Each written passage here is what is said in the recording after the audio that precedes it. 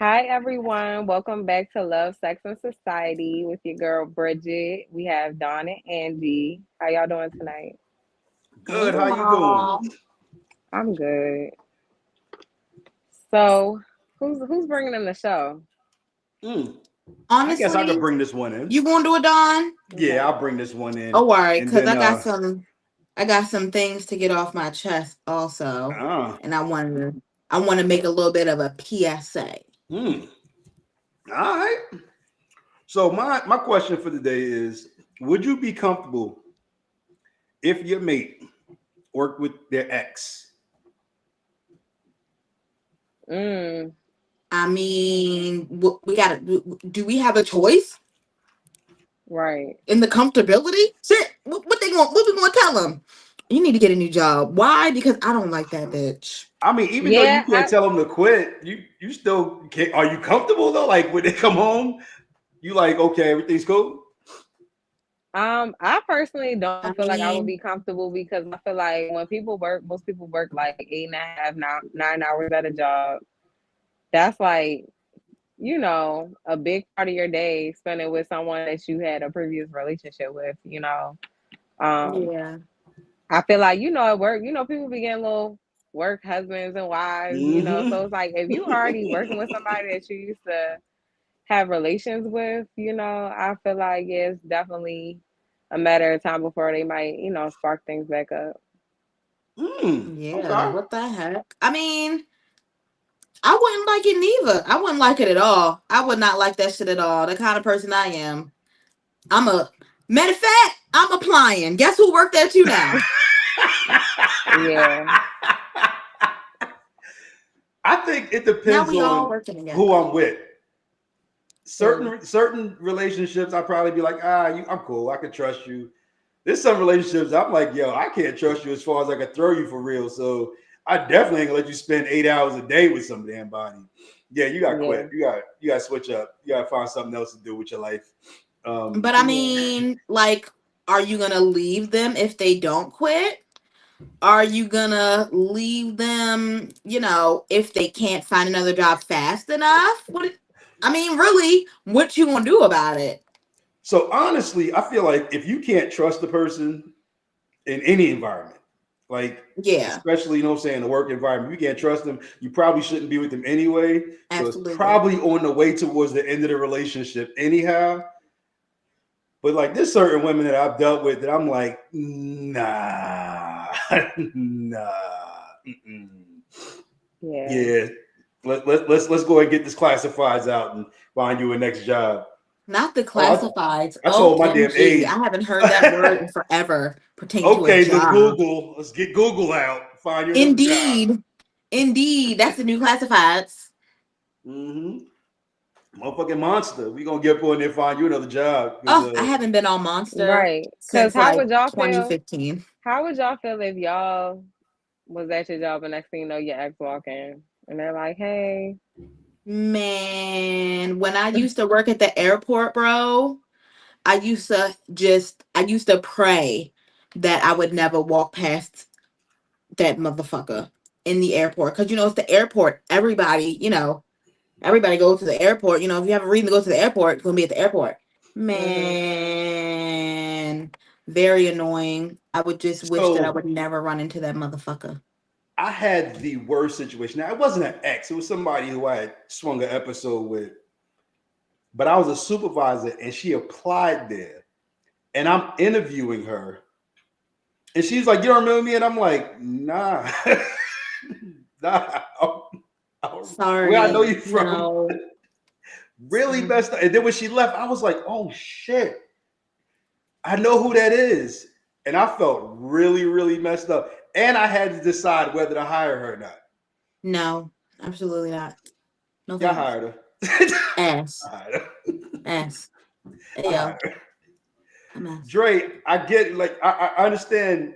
So you got to decide whether you're gonna get that money or you're gonna deal with that frustration every time you get home. And she like, yeah, you sitting at work all day with that bitch. Know what I'm saying? You gotta figure that out. Now it depends on how deep you into the job. If you've been there for years, you ain't leaving, so you got to deal with the headache. But yeah, that could get real sticky real quick. Cause just like y'all said, like you be having that work wife, work husband bullshit going on. Yeah, and I feel like even though you're at work, it be too much free time at work too at the same time. So it's like Mm-hmm. people get bored, people start Mhm. roaming, you know, Right. like People start talking. mhm. Yeah. Leave my man Yeah. alone. Yeah. I'll be on the phone every break and lunch like this, baby. Hey. Yeah. Just wanted to let you know where I was at. All right. I'm right here with you until I go back from lunch. All right. That's Shoot, a headache. you can still be sneaky linking during the shift. It don't need to be no break. Yeah. Yeah, you're right. Taking fucking time off. got sick time. Take Oh time off. Lord. But I mean, if you're in a relationship, you should be able to trust your partner. You shouldn't have to worry about that. And like you said earlier, if you worry about that, then maybe you don't need to be in a relationship with that person. Yeah, you're right. Exes are exes for a reason. At least for some people, that's the case. Some people do like that to circle the block. They love that circle in the block bullshit. So yeah, exes are exes for a reason. There's a reason why y'all broke up. But sometimes it's that unresolved. We never really got to talk about why we broke up type situation. That's that flame right there. Spark that flame right back the hell on up. So There you go. Y'all ever had a work wife or a work husband? No. I've had women call me their work husband. I've never considered a woman like my work wife, but I've had women call me that. Like, all right, you my Well, work husband. And I'm like, all right, I guess. Okay. I don't think I've ever had a work husband either. Have I had a Yeah, work husband? I've never called somebody that, I don't but work that. I've had two women at work call me their work husband, and I was like, I am? Like, really? You trust me that much? Because I don't do platonic shit. I'm trying to fuck. Mm-mm. All right, I'm joking, y'all. A little bit. Brandon in there talking about lies. I was your work husband. We did work together. And now look. We did work together. You right. Now look. Now y'all together. See? We are. And I love him. It's a mess. But I think that, if you are working with your ex, then, obviously there should be some clear boundaries. Absolutely. Absolutely. And none of us said that. If it Absolutely. ain't got nothing to do with the job, we don't need to be conversating. If you can ask somebody else for help, ask them first. Don't come to me. And honestly, at that point, stay out of my way. Because if you get in my way, I'm calling HR. Damn. Man, you get motherfuckers fired. I'm calling HR. Because, listen, the ways that I done been done at these jobs, it's either you or me. And it ain't gonna be me. Yeah, definitely clear bound, especially in a situation like that. Like, I don't know if I'd go so mean as to be like, yo, if you ask somebody else the question, don't ask me. I mean, we work here, we got to work here. If it's work related, you can talk to me about it. But outside of that, you know what I'm saying? Yeah. Let's keep it professional. Let's keep it real professional. Right. I know you probably got my number for work purposes. That's the only time that you should be using it for work purposes. If it, yeah, that just make those boundaries clear. I feel like that'll eliminate a lot of issue that could potentially come up. Yeah, because and sometimes it's hard to keep work and life separate, but in a situation like that, yeah, you got to keep that shit definitely separated. Exactly, because as soon as I hear you tell homeboy, oh man, I used to be with her, you can't. Yeah. She shiesty. You what? Cool. I will be HR. Yeah. Yeah. Get motherfuckers fired. They can't pay their bills and shit. That ain't got nothing to do with me. Mind your business. Stop. No. All right, what we got next? Am I Angie. next? Mm-hmm. All right. I'm next. I'm going to start my message off with a PSA. And this goes to people in relationships and people that's not in relationships. Because I'm going to be real, I toots my horn about mine. Just making sure he ain't yelling from the next room because he know what I'm about to talk about. If you hate your girlfriend, just say that. If you hate your girl, just say that and get off my boyfriend's ass about loving his. Ooh, wait, whoa, whoa. If you hate your girlfriend, just say that. Don't be jealous because that's all it is jealousy. And I'm going to say that straight up. If you hate your girlfriend, just say that. You know, don't be upset that me and mine are extremely happy. Don't be upset that he loves to support me and that I love to support him. Sorry if that's not what goes on in your relationship. I'm so sorry. That don't make my boyfriend a simp. That make him a man. And if you ain't giving that, maybe it's time to do a little self-reflection. You know? Yeah. You know? I'm sorry that y'all hate going home to y'all girls. I'm sorry. Ha, look at him. He texts me. I'm sorry that y'all hate going home to y'all girls. I'm so sorry. I'm sorry. I'm sorry that my boyfriend can sit up and listen to y'all conversations and be like, damn, I can't relate. Because I don't go through that. Sorry. Yeah. So, True. you know, just throwing that out there. Because, yeah, he is going to watch the podcast because he loves his girlfriend. You know? And if some of y'all would have watched the podcast, y'all might have.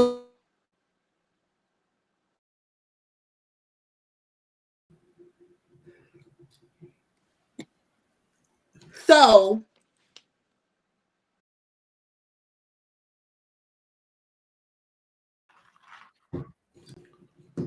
What in the heck? Who dropped? Angie dropped.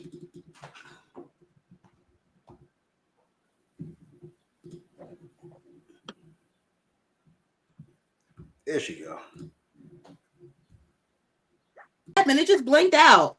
I guess the little one piece shut the fuck up. Let me get off my soapbox. Let me get off my soapbox. Let me get off my soapbox. That was happening last show when we were talking about God. The devil was like, nope. Let me get off my soapbox. All right, what's your topic? Your soapbox was real though. This shit was real. So my topic is, oh shit, what was my topic, y'all? And I forgot that quick because my mind then went off on a tangent. Mm-hmm. Okay. My topic is struggle love still a vibe? Or is it just toxic? I feel like it's a little bit of both. Yeah, it can be.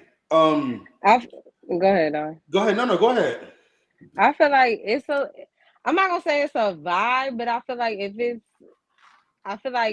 something for everyone. So I feel like if two people are happy with themselves and they don't need a lot of, materialistic things, and they genuinely love each other and they're okay with that, then I feel like that's what's up. But also I feel like if two people want to accomplish a lot of things in their lives, I feel like, people should also strive for that too. That's like, y'all probably seen it too. I don't follow them, but I've seen it on my timeline before. But it was like a guy and his girlfriend, they was living in a tent, but they chose to. And they seem like they love each other. So it's like, no, I'm not gonna glorify like struggle love, but at the same time, if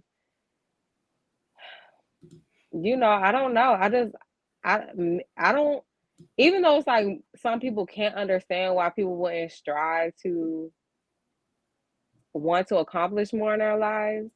I feel like ultimately that's not everyone's goal. Hold on, Like hold on, Yeah. hold on. I want to pause it. I want to pause it because I feel like I should have clarified more. When I okay, go say ahead. struggle, I don't mean financial. Sorry. Mm, What are you talking about? Sorry. okay. I Well, thanks meant for clarifying. That's where I was I going with meant it. I meant struggle love why does this keep happening? Is it me? No, not Oh wait, you. we're back. We're back. Sorry, I thought my thing cut out again. No, it's not you. Hold on. Let me. The internet does not want us to be great today. It does not. I'm gonna have But to reach out to we're somebody going on to the though. platform. But we But gonna we're be going great, to. y'all. We're going to be great. I mean like the whole idea of, ride or die.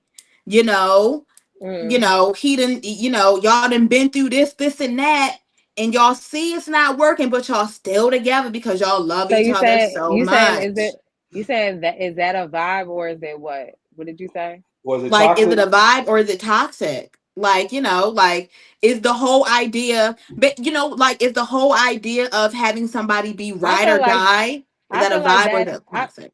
I feel like all right. So if you speaking on that, I would say that's toxic.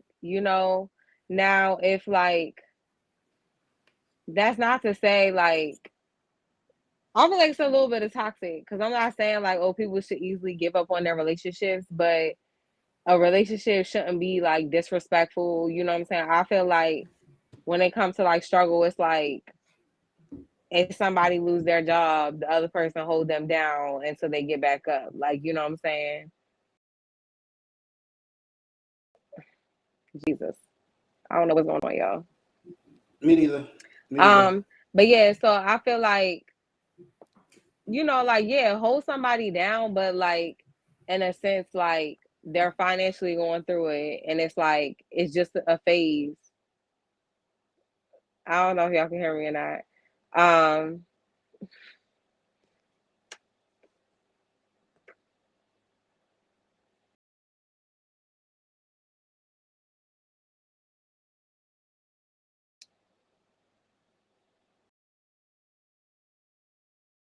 sorry, y'all.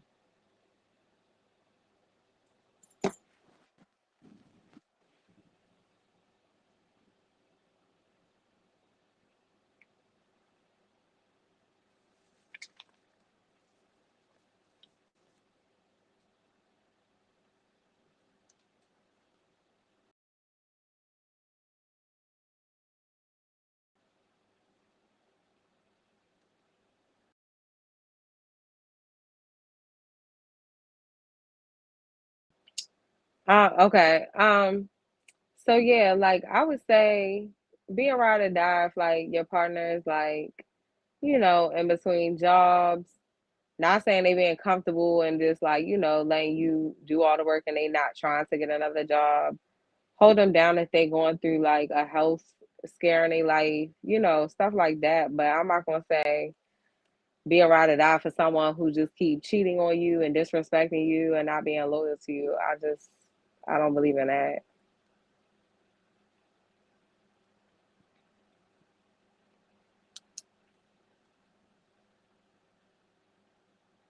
Yeah, Nicole said I'd rather struggle single than in love. Yeah, but Angie was talking about like I guess like holding someone down. Like I don't know. Um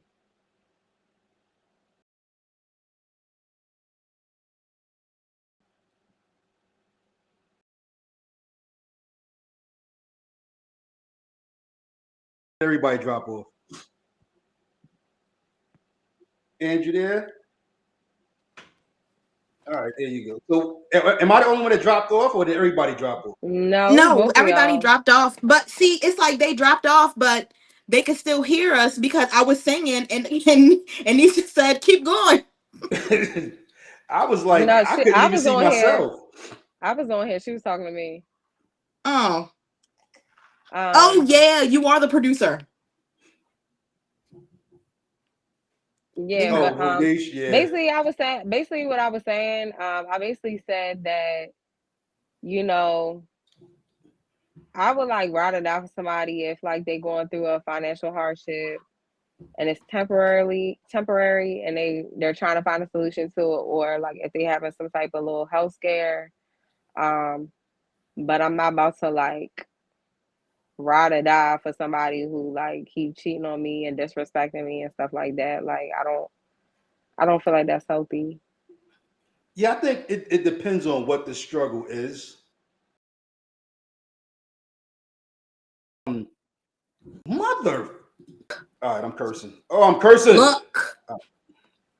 It depends on what the struggle. So what the struggle is like. If y'all struggling to stay together, that's one thing. That's let that shit go. But everybody goes through their hard times. So if you run into some struggles and y'all willing to push through it, that's cool.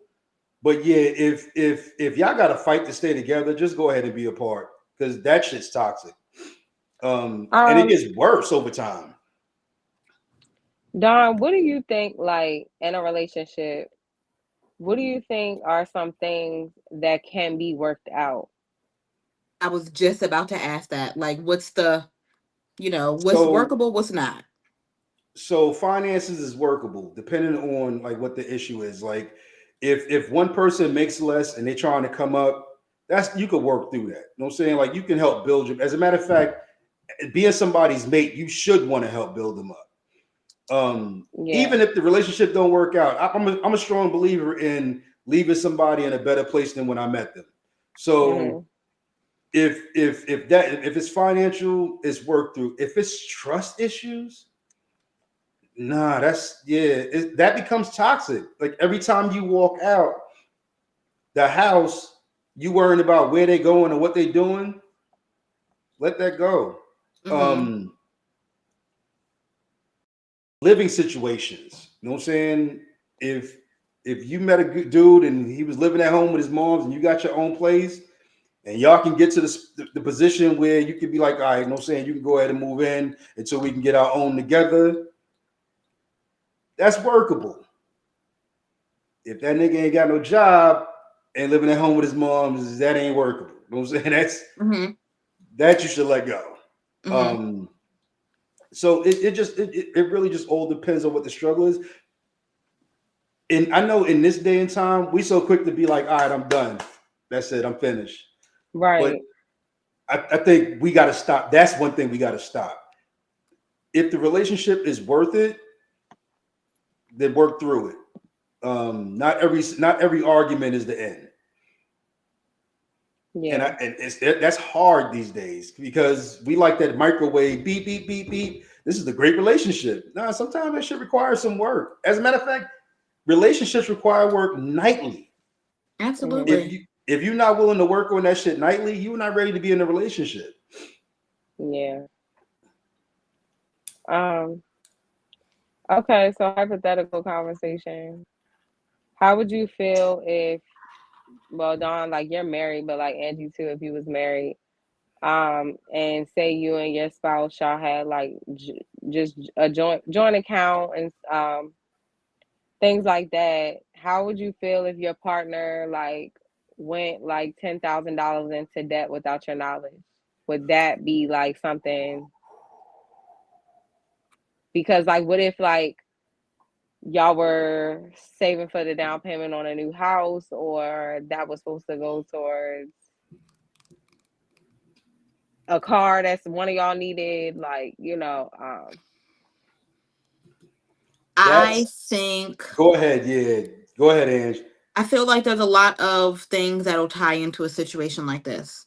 Like I feel like the biggest thing is why did you do it? Mhm. And what did you spend the money on? Mm-hmm. I think that's the biggest thing. Why did you do it and what did you spend the money on? Yeah. Now, if it was, possibly a great investment, you know, that might be, But what if it a, wasn't a good investment? Do you feel like that would be a deal breaker for you? absolutely. If you're just doing it just deliberately for yourself and, Yeah. they're not doing it to contribute anything to, relationship or, the household, whatever, blah, blah, blah, whatever the case may be. If Mhm. you're just taking that money just for you, oh yeah, we are, first of all, one, I'm gonna get my money back because I'm taking you to court. Well, if he ain't having it in the beginning, he ain't got it now. So taking him to court is a waste of money. I'm taking him to court. So yeah, because I would 100% like to get my money back. But yeah, that would 100% be a deal breaker for me. Yeah, if you taking our joint money and just spending it on something, that remind me of episode 11 Hip Yeah. Hop. Just spending on something that isn't beneficial for our relationship. 100%. That's a deal breaker. I won't necessarily lose in court if I can show that the $10,000 that was spent is from deposits that I made. Well, you won't lose in court, but you still won't get the money. Like he ain't got it. He ain't got it. He blowing that money. If it's a joint account, like Nicole just said, if it's a joint account, I think we're past the conversation phase in life. We need action phase, and that action might be the end. If it's like, okay, so he got 10,000 that he's been holding on to, but that was supposed to be towards like the down payment on the house or something like that, and he blows it, I would say before you even move further in that relationship, you really need to look at that person and how they handle finances. Mm-hmm. If you can't trust somebody with money, there's a lot of other things you just can't trust them where you just don't realize. Absolutely. You know what I'm saying? Like, if I can't trust you with the dollar, then I can't trust you when you go out with your boys and the girl push up on you. There's a lot of things I can't trust you with. But yeah, like, and that's why, and I know we've said this on many shows, those beginning conversations when you first start dealing with somebody are important. We need to ask truth. You gotta figure out what's going on. How you deal with money. I had somebody that I dealt with that I should have known that the way that they handle money was a huge red flag. Got with them anyway, combined household, all that stuff. And then it was like loans was being taken out. And I'm like, yo, like, what are we taking out these loans for? Because if we need to scale back and live within our means, I'm cool with that. But I'm not going to just keep going deeper and deeper and deeper into debt just so we can have fun. You know what I'm saying? Big shout out to my damn wife. Not my damn wife, but my wife. Because she has a really big thing where she's like, I don't want us to be in debt all our lives. You know what I'm saying? So let's work towards getting out of debt, but at the same time, let's put some money away to have fun. And I've never had anybody really come to me like that. So for me, it was like, okay, you work, you pay bills, you might have a little bit left to have fun with. She's like, nope, we work, we pay bills, we got a savings that we can have fun with so we can hit a trip every 4 to 6 months. So yeah, those financial conversations those are really big conversations. I'd rather have a financial conversation to get that shit on the table than worry about who you fucking. Yeah, I don't give that's your body. That's my money. Okay, I'll give y'all another scenario. Husband and wife, married. We could say the wife, say the husband, they both signed for a car. The husband co-signs for his wife's car, and then he finds out that his wife hasn't been making a car payment, now is getting repossessed. And now that's gonna affect both of their credit. You know. How do you react in that situation? Ooh, that's a hard conversation. That's a conversation that needs to be had. You gotta bail her out in that situation because that's both of y'all credit. Yeah, you're gonna have to. But what if she was so ashamed to even tell him to the point where the bank already trying to snatch the car? That might be the end. That might. You feel like that will break a relationship, like a marriage? Yeah, that might be the straw because a lot of people, there's people who take their credit very freaking serious. You know what I'm saying? Like to them, their credit is everything, and it is easy to drop in credit score. It is hard as hell to build that shit up. So that might be the start of the ending. Yeah, it's really close to the ending. It ain't even. It's like the middle to the ending, not even the start. We getting real close to the end of this shit. Yeah.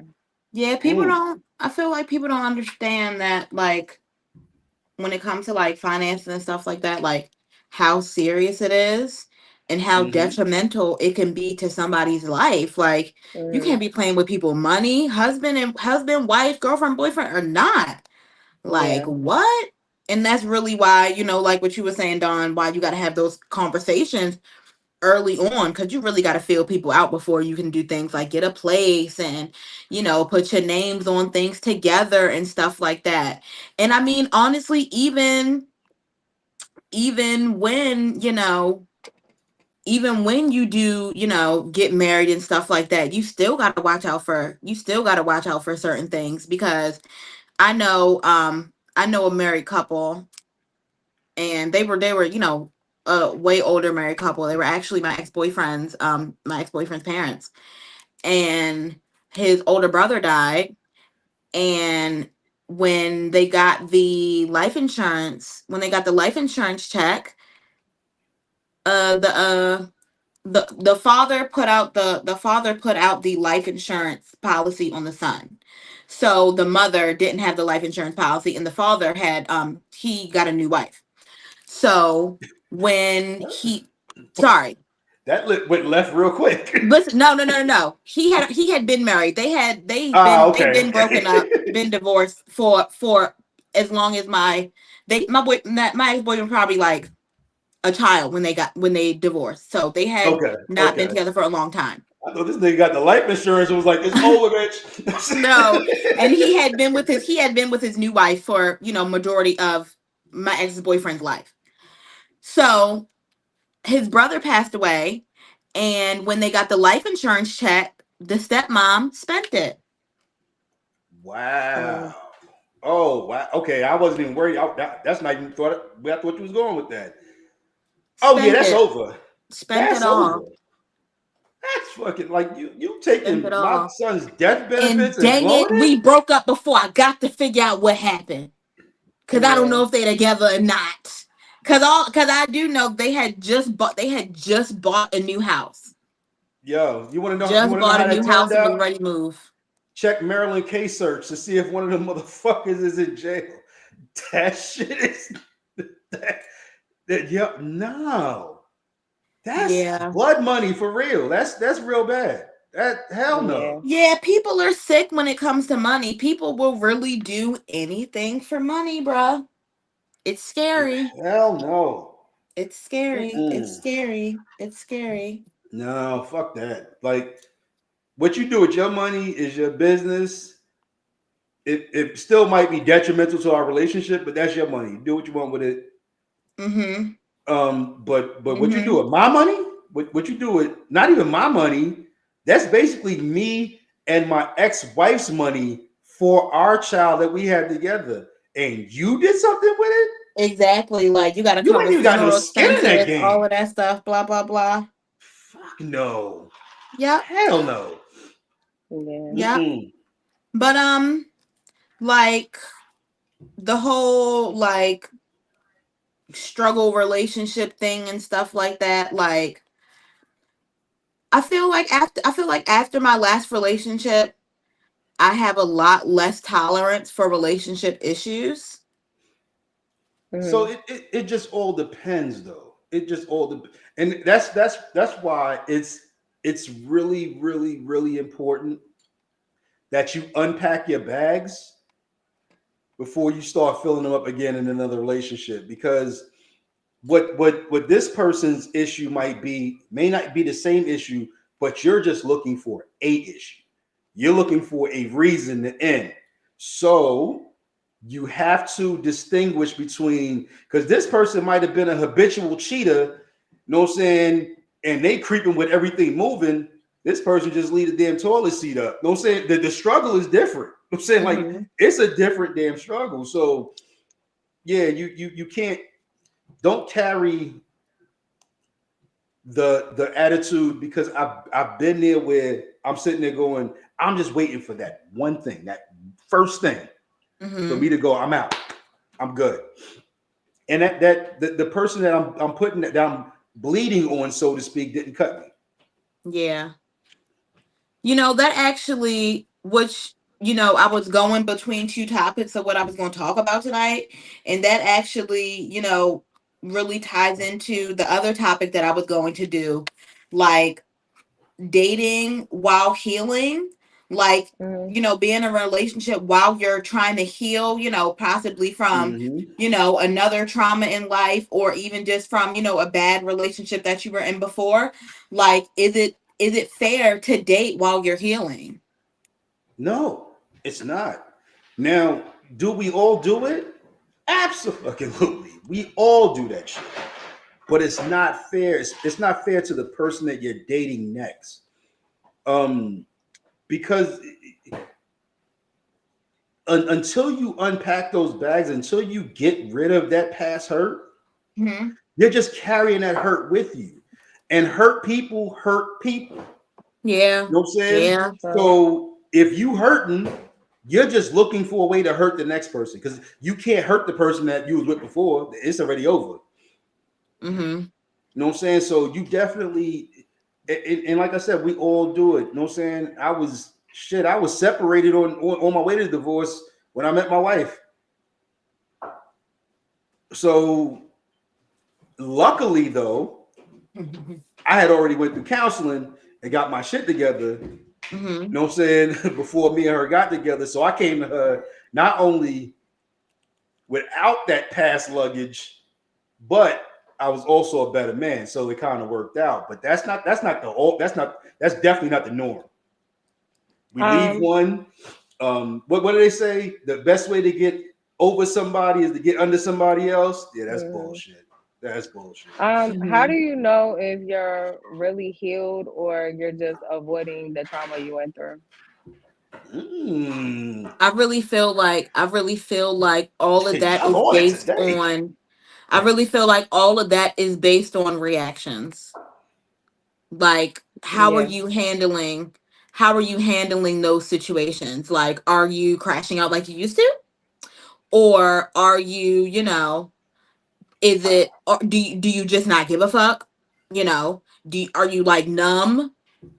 Are you, you know, are you being upset real, you know, inside, but just rolling it off your back and not giving, you know, any kind of reaction? You know, I feel like to be fully healed is to go through a situation and be at peace with it. You know, be Hmm. able to, you know, Y'all But dropping gems today. do you feel like you can fully heal from something and then later down the line in life be triggered by it again? I think that you can, but I feel like that also has a lot to do with the reaction. Like, you know, can you be That's what Dre upset just about said. it? Huh? That's what Dre just said about being triggered. Yeah, like Um, like can you be upset about it? Sure, but how you going to act about it? Because at the end of the day, you know, we're human beings. You can get upset about something that's, you know, cool, because, you know, you have emotions. You can get upset. But how do Right, but you deal with it? I'm saying like say in a past relationship, something that you feel like in your heart that you've done all the work you heal from. Maybe 2, 3 years down the line, you ain't talked to this person, and then randomly in your mind you get mad all over again about a situation from the past, like you're resenting that person. You know what I'm saying? Do you feel like that's truly being healed from it, like, I mean, or you feel sorry, like in Dawn. some way you you avoided I think the you've true moved healing on process? from it, but you Mhm. may not be healed from it. There's a difference in the two. You know what I'm saying? Mhm. You could move on from a past hurt or a past relationship, Mm-hmm. but in order for you to heal, I know this may sound real cliche, you really got to forgive that person for whatever they did. Mm-hmm. Yeah. Once you can actually feel the forgiveness, Mhm. you've moved past it. Mm-hmm. Yeah. I've moved past some things, but I ain't forgiven. There's quite a few people I haven't fucking forgiven. So am Yeah. I past the hurt? I moved past it. I'm good. I moved on. But can some shit trigger that? Hell yeah, because I ain't smacked the shit out of him the way I wanted to. So Yeah. you basically That's basically like saying you avoided it, but you Mm-hmm. haven't truly healed from it. Mm-hmm. Okay. Absolutely. What And that's what what we are do. We mistake the two. That's what we Yeah. do. Honestly, I feel like that's what happened to me in my last relationship. And I mm-hmm, mean, honestly, I still feel like that to this day. I feel like I've avoided it. I 100% feel like like I haven't healed from it, you know? mm-hmm, Like I still get irritated when I hear his name. You know, even mm-hmm, if they're not talking about him at all. You know, mm-hmm, if somebody said that name, that's you know, that's the person that instantly pops up in my head, you know? And it yeah, irritates me. You know, sometimes I catch myself having, you know, flashbacks of what happened in our relationship and it really, really pisses me off. And then I mm-hmm, have to like catch myself and be like, Angie, why the fuck are you even thinking about this? yeah, Like, Because for it's what? not because you're not healed. For what? And because, You've and moved past. 100% because I'm not healed. And I'm be real, that just maybe has something that I gotta just, you know, that just made, you know, it just maybe, you know, just maybe a long journey for your girl. Because not to say that I don't really care about healing, but I'm gonna be real. I don't want to talk about it. I don't Yeah, want but you to have to. relive. I don't want to relive that shit. I You don't have want to. to. And I feel like the way, I'm gonna be real, I feel like the way that I'm going about it is okay because mm-hmm, I've 100% controlled my feelings of bringing that bullshit into my relationship. I can 100% keep them separate. Yo, let me tell you, I love you, sis, but you got to talk about that shit. I mean, I Because do in therapy, but do I as want to? No, yeah, whether you want to or not, because I don't as want to. long as you don't really address it, Hmm. you're still carrying that. Hmm. And there's gonna um, be times when you're gonna bleed on your man. You know what I'm saying? Like for Oh, real. there were. Trust me, there Mm. were. That ain't But his I bandage to had put on. but I had to get it wasn't it he didn't put on no bandage. He didn't put on no bandage. I put it on myself. He when you was bleeding on him, he had to put a bandage on you so you can stop bleeding on him. No. He may have not have put the I bandage on the whole no, situation. I put the bandage on myself because I noticed that Oh, I'm okay. I'm coming at him for nothing. So he didn't put the band. He just had to keep changing clothes because you kept getting blood on his shirt. I get you. Yeah, I got you. it was something that I had to check from. It was really something that I had to check for myself because it's like, you know, why am I treating this man like this? He ain't did shit to me. He ain't did a Hmm. thing to me. What would you get ready to say, Bridge? um, like this is just I would say this for me personally. I'm not gonna say for you, Angie. Hmm. Um, this is how I think for myself. So don't take this, you know. But I feel like, how can I say this? I just feel like, because I'm not, this is not what I'm applying to, so Angie, so don't take this shit the wrong way. But I Okay. just don't feel like you can truly be happy in a relationship if you still thinking about the past. I'm not saying that with you. I'm saying Hmm. that that's how I think. Hmm. You feel me? Cause but you're different. I understand that you're Aquarius. Like I know a lot of Aquariuses, you know. So I know even if y'all are with a good person, Hmm. y'all still sit there and think about y'all past because it's like that betrayal and stuff like that. You know what I'm Hmm. saying? So that's why I'm not Hmm. saying with you specifically. You feel me? Like I'm a Cancer, so like I just feel like when somebody really do me wrong, like yeah, I'm gonna love you and care about you, and I'm gonna try and try and try. You know, but people with us, people think like we won't cut you off, and then we will, and then it's like once we move on and we're happy with someone else, I'm not even thinking about you. Like you don't even exist in my world. You know. Um, so I don't know, Like, because I just feel like if I was ever in a bad relationship and then I moved on to another one, I'm not thinking about the last person. Like, you know what I'm Hmm. saying? Like I'm Hmm. happy, like, you know, Hmm. with whoever I'm dealing with, you know, but Hmm. you know, it could just be that sense of like, you know, you are vulnerable with them and Yeah. you let your guard down with them and they betrayed you in a way that maybe you never been betrayed, or maybe it do you know, maybe it reminds you of something else, you know, deep down in your past that you feel betrayed about, you know. Um, Yeah, and I mean, this is something that, I've talked to my therapist about and stuff like that. She has told me that I do have PTSD from my past relationship. So, mhm, that's also probably why I do still think about it, because of the fact that I have PTSD. And mhm, honestly, the way that my mind just wonders, like, I'm the kind of mhm. person, my mind never shuts up. Well, Yeah. Never. that's women. Like that's what. And I don't mean that in a derogatory way. So don't you No, start in the yell at way, me. and I'm Women are constantly think. You know why? Because y'all are very analytical. Y'all like yes, to I get that. analyze I get that. everything. Yep. I totally get that. Women are constantly thinking, and it's hard for guys to really comprehend that. Like when you sitting there and you in the bed and y'all trying to go to sleep and you like, oh, I just thought about this. I need to write this down.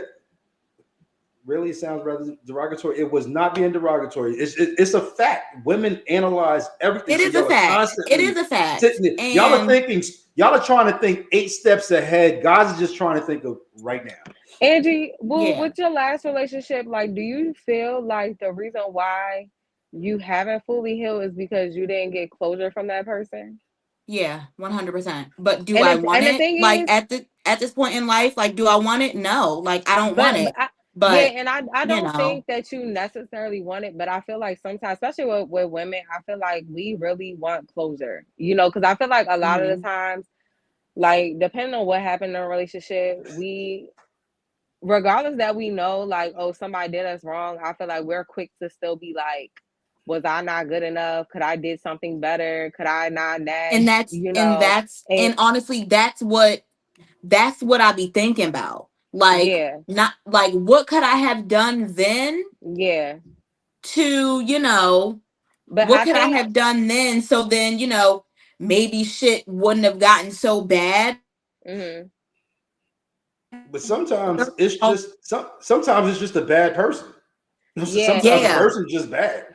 but I think because we, you know, women, I feel like women do like, and I'm not saying men don't, 'cause, you know, I'm not a man, but I feel like women, we beat ourselves up, even if we know like this person was a shitty ass person, they did us wrong and stuff. I feel like we still will sit there and beat ourselves up, like, you know, we in a sense we blame ourselves, and I feel like Hmm. we almost need confirmation from men, which I feel like a lot of the times, and I'm not gonna say just men, because a lot of the times, like when you want closure, unfortunately, the other person, whether it's a male or a female, they just will not give you closure, because if someone is a bad person, they just a bad person, which means a lot of times they're gonna lack accountability to even be like, you know Yeah, what, it was Hmm. yeah, not you, it was yeah. me. I should have never did that to you, you Hmm. know.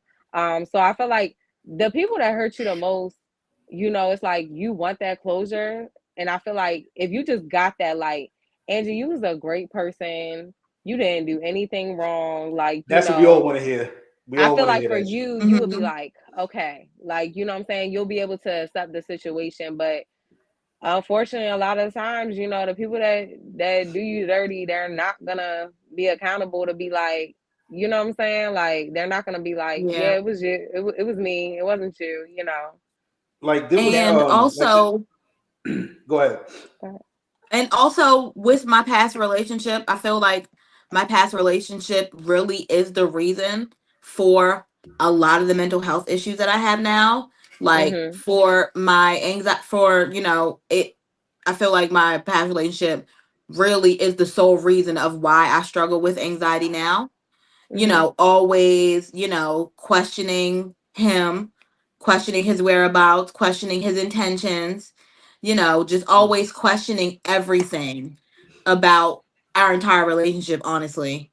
And, that, poured into basically my entire life of me, Yeah. always questioning everything, always wondering, why why somebody else is getting something that I worked so hard for, shit like that. No, I feel So, you. that's why your girl's in therapy, trying to get her Like mental health right. But yeah, I had a it'd situation be this a lot. past weekend, and it was a situation I knew that was going to eventually happen. Hmm. I knew it was going to happen eventually. lives are too intertwined for it not to happen. So my ex was at a party. I was already saying that, she was at that party you was DJing. yeah. So me and I my was all wife over is your story. there.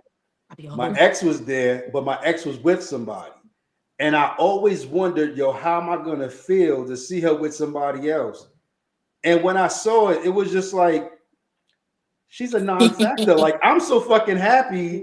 She was a non-factor. Who she was with, in my opinion, I saw through her. It was like, you know what I'm saying? Like, you're a non-factor to me. And then to see how my family embraced my wife, I was like, I'm good. Like, I'm happy. You know what I'm saying? I'm so happy that no matter what the fuck she's doing, it's a non-factor to me. We didn't speak to each other. I don't even think we might not even look to fucking each other for real. Non-factor. But that's how you know when you've healed from a situation. See? Or when you just got past it. I can honestly say my past situation, I'm healed from that shit. I'm good. I'm so happy that what the fuck could get me down? Especially, I'm not gonna let her get me down. I'm good. Yeah. See, and that's what puts me in like a limbo situation with me, because it's like, if I see that motherfucker, if I see him in the street, I don't care, honestly. I don't care. I used to, like, maybe if you would have asked me maybe like 5 years ago, I used to, like, like if I saw him on the street, I'd hit him with a car. Now I don't give a fuck. That's when our hit that takes on a whole different meaning. Like, it's like, I don't I don't care. I don't care who you're with. And honestly, even so, I wish you the best. Like, I wish you the ultimate best. I wish you success. I wish that, your family is good, your daughter's good, all of that. I wish you all of that. The thoughts that I have are more of, Angie, why did you deal with that? Angie, why did you let that happen? It's not like I'm, reflecting on our relationship, what I could have did to make it better, and why didn't we work and stuff like that. No, it's more of, Angie, why were you being silent in those situations? Why were you Angie, do so you weak feel like, in those moments? It's not like I want the relationship back or something. No, do you feel like not you want it need back. to do you feel like you need to forgive yourself for what you allowed? 100%. 100%. 100%. 100%. It's hardest to forgive. It's hardest to forgive you. Yeah. It's harder for a person to forgive themselves because you feel like I allowed myself to go through that shit. So it's hard. I've forgiven myself. I feel like I made a lot of other damn dumbass mistakes. That's the least of them. I made bigger mistakes than that. Go ahead. That wasn't, you know what I'm saying? That was not of all the things that you've possibly done in your life that you could actually say you regret. I'm sure that's low on the totem pole. It's low. What, the relationship? Yeah, I'm sure that's, of all the things, because I'm gonna be real. I don't know about you. I fucked up a lot. So I'm gonna be real. That's probably number one. Oh, really? That's probably number one. Yeah, because I'm gonna be real. I don't want to say I lived a privileged life, but I lived a pretty good life. I was very well taken care of. I didn't really do much growing up. I was a pretty, I don't want to say I was a quiet kid. I wasn't a quiet kid, but when it came to, like, doing stuff that you're not supposed to be doing, and fucking up and all of that stuff, blah blah blah, I didn't really do much. My life didn't get into shambles until I got into a relationship. So, Britt, let me ask you a question. I know you're very, very careful about who you deal with. Is that because of past situations or just your growth, period? I feel like both. Yeah, I Um, feel like one leads to the other. yeah, I don't know. I just, I feel like the past relationship it was very toxic. Um, um, and I feel like my growth, the growth has a lot to do with it too. Like, it's like I don't know. I feel like I can see through things like a lot clearer. I feel like when you separate yourself, like you know, you see people's true character and stuff. I don't know. I definitely feel like it's both. Okay. I might like I don't know. I'm sorry. Guys, yo, I don't know. Because we as we get older we grow, period, point blank, Yeah, like whether Mm-hmm. we decide to or not. As we get older we grow, but then sometimes it's like that one thing, like Nikel was saying, like no saying, you just look at it and go, never the fuck again, not yeah, gonna let that shit happen again. You know what I'm yeah. saying, Angie, that's And where you and, at, and I never the fuck don't. again. Never. Yeah, and I'm not gonna Absolutely not. say like I just automatically think like all men are the same. I don't honestly like. I would give any man the benefit of the doubt. You know what I'm saying? It's like whatever you show me, but I don't know. I think me being selective now, it's like growth, past experience, and like we living in like crazy times. Yeah, So yeah, I feel like you do have to be selective of who you dealing with. Like, I feel like it's crazy out here. Like women selling their bodies. I don't know. It's just a lot, and I don't know. yeah. It's like guys have their own shit they got to deal with, because you know what I'm saying, guys are still having to deal with, you know what I'm saying, is this shit gonna fuck my shit up? Is she gonna be busting out my damn windows? The guys got to deal with that shit, but women got to Yeah, deal with, guys are looking at women on social media and they're saying this is what you got to be like. You know what I'm saying?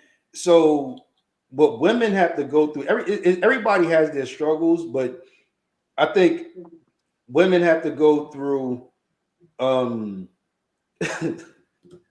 they loving you, Bridget.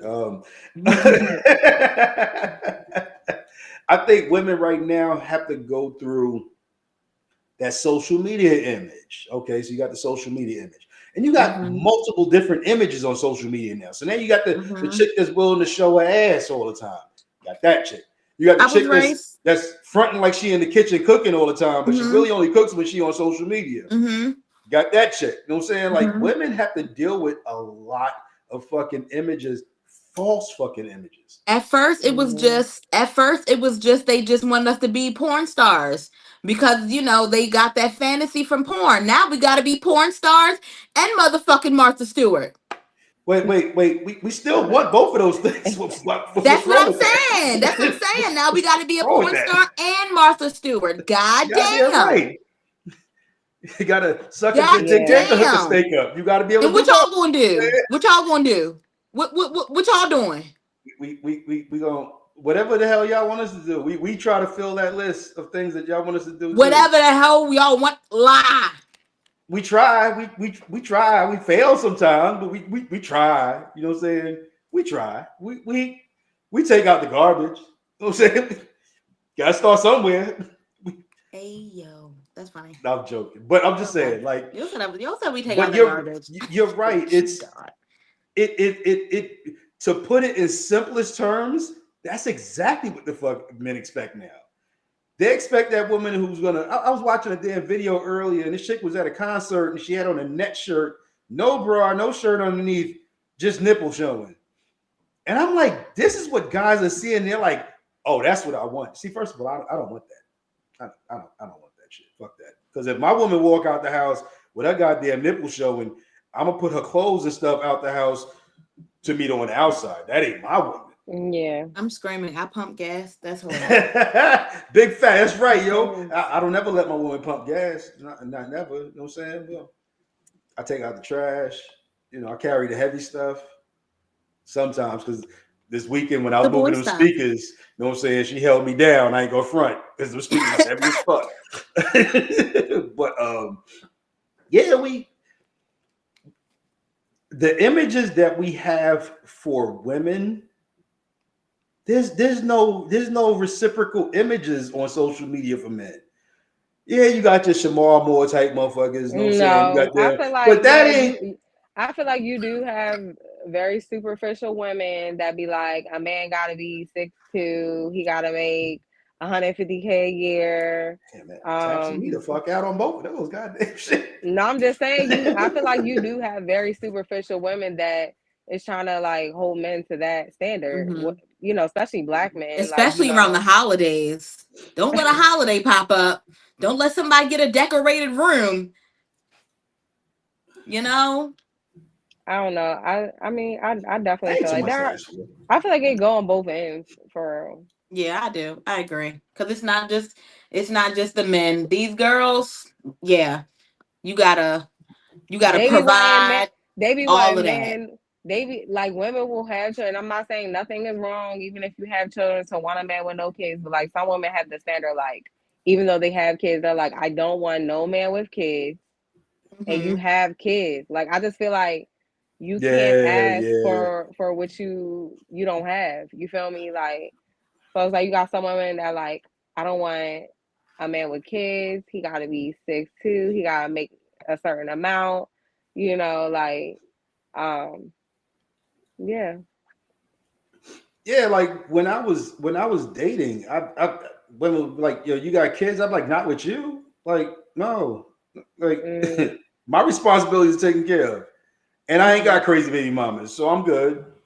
yeah. Don't ask me dumbass questions. But you're right. We let's make it a blanket rule for Somebody everybody just who asked a watches this damn question. show.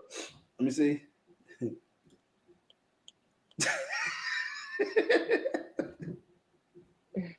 Mr. Below TV. Did my man just shoot a shot? Shut So I up. said, Was that a damn, shot? he Was that a shot shooter? that was a 3-pointer. So like, yo. But I'm gonna be real. Sounds like he missed. Maybe not. Maybe not. Maybe not. I'm just saying, Blow TV. Blow Sometimes TV. you the only shot you miss is the one you Where's don't the take, follow bro. through?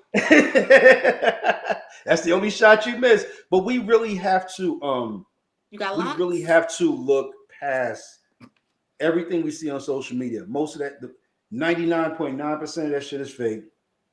Let's look past that and start seeing people for who they really are. And if you can't fall in love with them, then I guess you just gonna be stuck with social media and masturbating for the rest of your fucking life because none of that shit's real.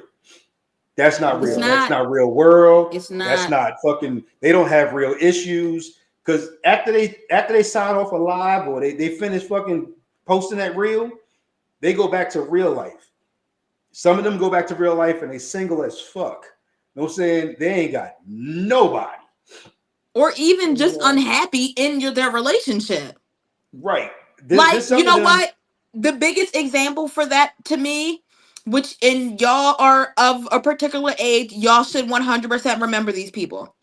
Remember that black couple on the Food Network channel that had their own cooking show? Like the Hendersons or something like that? Yeah. I don't know. What was it like Y'all know Tennessee or something? after like the first couple episodes, they were divorced. Yeah. They I were do remember that. divorced. And even more modern. Like it's like I think it's like Love It or it's like one of those HGTV Oh, TV shows. love it or No, listed, it's not whatever. Love It or Listed. Love It or Listed, that's my show. It's not Love It or Listed. But I was about to say, damn, them too. one of the no, they not married. Oh heck no. That bald man.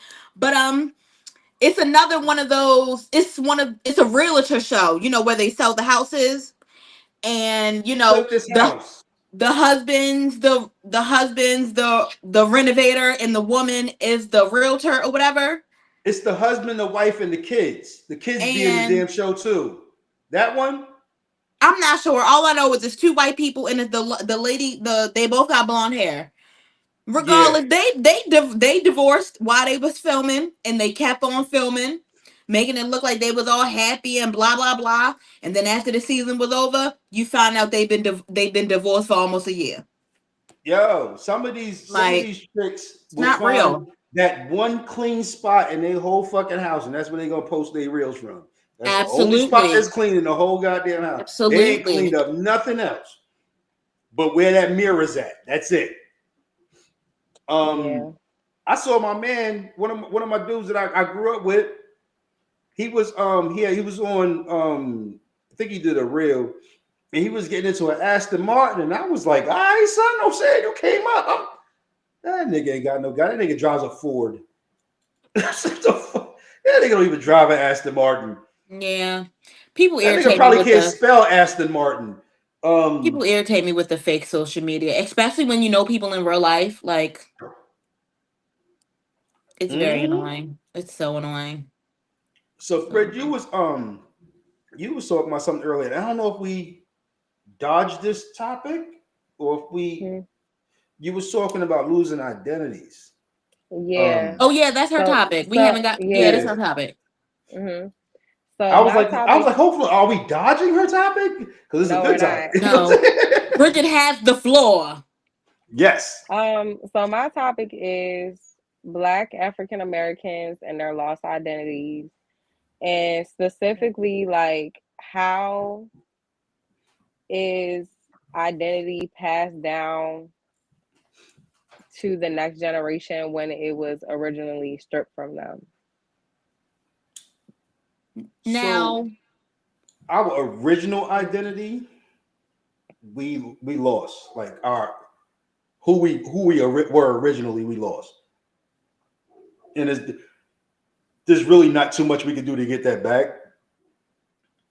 But then we created another very proud identity during the slavery times. You know, we've lost that as well. Like, but that's not being passed down. As a matter of fact, I think that stopped being passed down probably about 2 or 3 generations ago. Mm-hmm. And it depends. In my opinion, and this is not the opinion of the show, y'all. This is just who the hell I am, and I'm an asshole sometimes. But like a lot of these guys are looking for that trophy, and they're not. In their opinion, a black woman is not a trophy anymore. It's a white woman. So then, you know what I'm saying? And now, and I've always felt like when a black person, and I don't have any problem with interracial dating. That's not what I'm saying at all. If that's where you find your love at, by all means, boo boo, get your love. But somebody's identity is going to get lost. Mm-hmm. A strong black man can't still be a strong black man, and a strong white woman can't still be, and y'all together. Somebody's identity's gone. Yeah. Your kids are going to get raised with a different identity and everything. So yeah, we're losing it at a rapid fucking pace. I feel like that was an issue that I had growing up, like identity, Mm-hmm. because like even going to element, like how can I say this? Like growing up, I guess you can say like honestly, when it came to like Black history and stuff, we talked about it during February. You Mm. know, you feel me? Y'all feel what I'm saying? Yeah, Mm-hmm. yeah. Like when it came to like, knowing who the Black philosophers and African Americans that, paved the way for us and all of that stuff. I learned about that in school during Black History Month. It was never something that was, talked about around the house. My grandmother didn't sit me down and, tell me the story of Medgar Evers and, tell me the story of, Shirley Chisholm and stuff like that. I learned that stuff in school. And Yeah. even with, even going further back to, our African culture, I'm pretty sure my family knows nothing about, Yeah. where Most we of our came family from, don't. Most Yeah. of our family don't. So I feel like definitely and like sorry, go ahead. Oh, and growing up, I went to an elementary school with all white people. I was probably like maybe one of five black kids in the elementary school. My grandmother is extremely light skinned. Like Bridget, you and my grandmother has very similar skin tone. She might even be a little lighter. Mhm. And growing up, I would always ask her like, "Grandma, why are you white?" I would seriously ask her if she was white, you Mhm. know, because I didn't know that, black skin came in all kinds of shades and shit like that, Yeah. and from getting a perm at a really really young age, because that was the beauty norms. You got to have nice straight hair, and wearing every year on 4th of July, I got on the biggest, flaggiest Old Navy shirt. Mm. We didn't know what Juneteenth was. Mhm. I feel like I really didn't step into, I'm be real, I feel like I really didn't step into my element as feeling like a beautiful black woman until I got grown, and Mhm. started to pave my own way, the way that I wanted to dress, and the way that I wanted to speak, and the way that I wanted to carry myself, growing natural, growing out Yeah. my perm, the type of makeup that I wear, the way that I put my makeup on, Mhm. being afraid to be in the sun, but now I love being in the sun. I can't wait till the summer so I can get nice and crisp. Yeah. I feel like those things are lost because it's not it's not in the household. It's not Mhm. in the household. And now, even now, you know I am the biggest advocate of complimenting little girls, complimenting little boys, Mhm. little brown boys, little black girls, letting them know you got great skin. Your skin is beautiful. Like, oh, your braids are so cute. I love your hair, your poof balls, your curls, all that. So cute, Mhm. just for them to, love your blackness. Yeah. Um. So I feel like I definitely feel like we definitely lost our identity. Go back to like slavery. Um. It took it from us. Yeah, and I feel like in every family you do have some like generational trauma, generational curses, whatever. And I feel like it stems back to that. Where it's like, Mm. you have some families that like, we were heavily abused. Well, I don't know if you want to call it abuse or you just got your ass whooped. I look at it like you got your ass whooped. Some people Yes. look at it like You got abuse. an ass whipping. Yeah. Yeah. If it was my Um, grandmother, I was asked with my grandfather. That was yeah, abuse. but like some people, like some black people, especially like me and your age, Angie, they'll look back and be like, that was abuse, and they're like, I will never put my hands on my child. They look at it like abuse. Me personally, like I really got my ass beat, but I don't look at it like abuse. Like I really got my ass beat, like for Yeah, real. like So I feel like abuse is you getting your ass beat just to get your ass beat. If you was getting your ass beat, that's yeah, probably because you yeah, fucked up and did something that you wasn't that's supposed to be discipline. doing. Yeah, yeah. I think That's it's a difference. discipline. Yeah, yeah. If your I think it father is. getting drunk and now he just want to punch you in the face, Yes, that's I abuse. can agree. I can That's definitely abuse. agree. That's I a feel good like way of that's putting it, Angie. it Good is. way of putting That's it. definitely a difference between abuse and discipline. But yeah, so some people consider that, abuse. Then you got, some people have substance abuse that runs in their family, alcoholic, drugs, it's passed down Hmm. from one generation to the next generation. I talked about it before. I don't feel like in every generation it hits and affects everyone. I feel like it's always gonna be one person. It might be at least one person that takes on that generational trauma. But also just not. I feel like when it comes to Black African Americans, I feel like also like a lot of us don't know like what our purpose is, or we struggle with that, like, Mhm.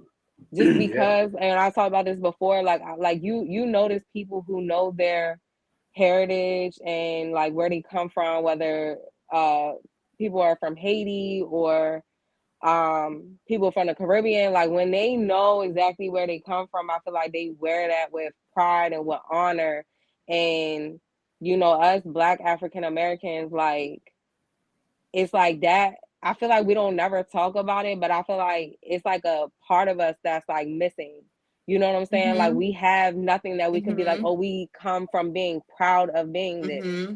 You know what I'm saying? So I feel like I feel that all the time. you know what I'm saying? And I feel like sometimes, I'm Mm. not gonna say in every family we don't have someone that we can truly like look up to. You know what I'm saying? Like we can sit here and be like, oh, we look up to our mom or our dad because they were a strong person or whatever the case may be. But it's not too many people that we can, I feel like, in when it comes to African Americans, that we could be like, I want to be what they was, I want Yeah. to get into that Yeah. career. You know what I'm saying? So I feel like a lot of us be lost. And I feel like it really like affects a lot of us mentally, where I feel like some people, get caught up on drugs trying to cope the fact that they can't figure out what they're supposed to do in life, and it's like a piece of us. We never talk about it, but it's like a piece of us that's like missing because we Really, have nothing. You know what I'm saying? Like, we have nothing to be proud of. Then we were like brainwashed to think that, like you were saying, Angie, nothing about us was acceptable. You know what I'm saying? Growing up and stuff. Like, even as young girls, now you see it, but it was mostly white Barbie dolls, women in the permed government and hair. certain corporate jobs. You definitely had to have your hair perm, Mm-hmm. Um, and yeah, I don't know. But like what I know you talked about, like basically, Angie, like speaking life into people, but Don, do you feel like it's other ways that people, especially I'm speaking specifically on like African Americans who don't know their heritage, like where they come from, like, you know what I'm saying? Like, what do you feel like we can do to help figure out our true identity or So struggling with identity issues? so the crazy thing is, while I was listening to you, you was hitting so many points, and I was just like, damn, damn, damn. Mm-hmm. So I'm multicultural. My family background is multicultural. Mm-hmm. My mother's father was Irish. My father's father was Jamaican, and then both my grandmothers were African American. Mm-hmm. I have so much pride in my Jamaican heritage because Jamaica has a lot of pride. You know what I'm saying? Mm-hmm. Like Jamaica is all about being proud of where you're from. Um, my mother's father's heritage, like there's nothing about me that looks Irish at all. Not nothing. I don't nothing. Yeah. I drink a lot. That's my Irish part. That's it. Mm-hmm. But then when you go to African American, you like I have What's people. this? There's people in our past that we can say did some great things, but there's no real pride in being African American because it's like that whole history was stolen from us. You know what I'm saying? Mm-hmm. So, like, I can reach back and I can look at, like, my father's father was from Port Antonio, Jamaica. I can research Port Mm-hmm. Antonio, Jamaica, and find people who just sit there and it's all about pride. We don't Mm-hmm. know where we're from in Africa. So, you know what I'm saying? Like, Yeah. Africa's a continent. It's not a country. But So we're right. sitting there trying to create our identity from a bunch of different cultures that Can I Yeah. none of them propose may not something? apply.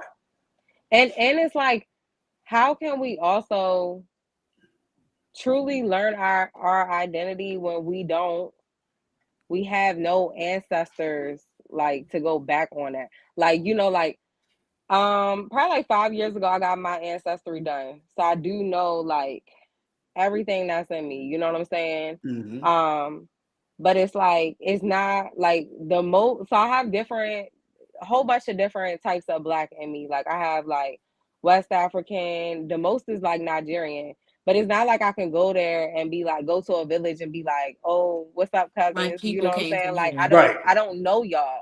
Like, you know what I'm saying? Where some people who maybe they might have been born in America, but like maybe their parents weren't from America originally or their grandparents, you know, they could still go back there and it's like they could still go to their villages and still see their cousins and their entire family, you know, and it's not their family history isn't rooted in like, you know, like But you can still slavery see and that rape. though. You can still see that though. Like I know that, I know there's, slavery and all of that stuff, but even with that, slave owners took logs and stuff like that. They kept, I don't want to say like a census, but I mean basically, yeah, you can probably still go into your ancestry subscription and I don't know, maybe you might need to pay for a little extra to get like, records and stuff like that. But they still have all of that. You can still find out, where they were born and what village they came from and specifically what No. part of Africa you came from and stuff. They do I have that I feel still. like you can see where you like what where you're from, but I don't feel like you can get that deep into it. And if You we're sitting can there talking about, you then can get a another thing is region like, and that's it. yeah, yeah, Yeah. but you can't, and that's another thing though, like too, it's like after how many generations is it out of your DNA? You know what I'm saying? So it's always going to be a part of your DNA because, like with me, and this is going to sound crazy. So my father hated his father so much, I didn't know I had a Jamaican heritage.